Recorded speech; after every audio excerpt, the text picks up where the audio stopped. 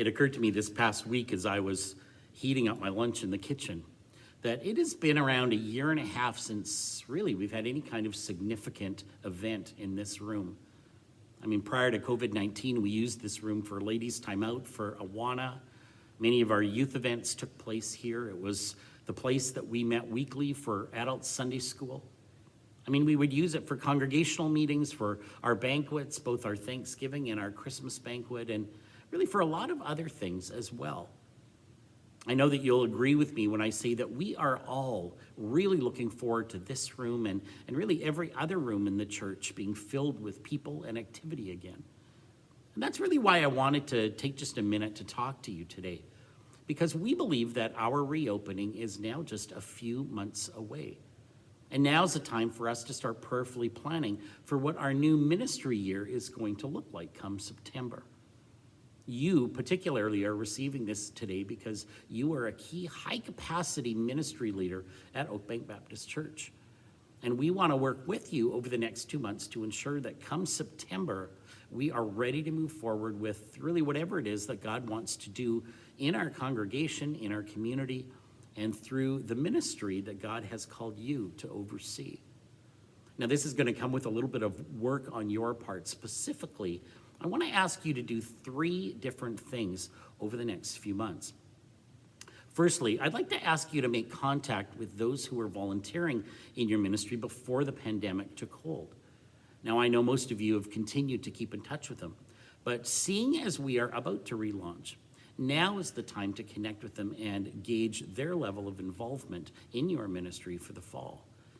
Secondly, I'd like to ask you just as soon as you can to plan a meeting with your leadership team. As the restrictions continue to be lifted, we're expecting that come early July, we're going to be able to start hosting smaller gatherings again here at the church.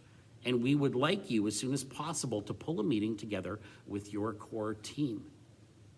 Now, the third thing we're going to ask you to do might just push some of you out of your comfort zone a little bit, because it's different from what we've done in the past. But I know that you can do it, and we're committed to trying it.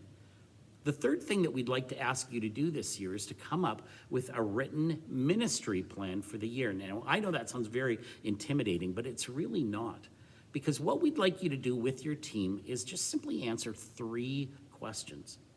The first question we want you to answer is, where are you as a ministry? And answering this question is all about evaluating where your ministry is currently at and where it was at prior to COVID. What are you good at? Where do you need to improve? Those are the kinds of questions that we ask when we're evaluating.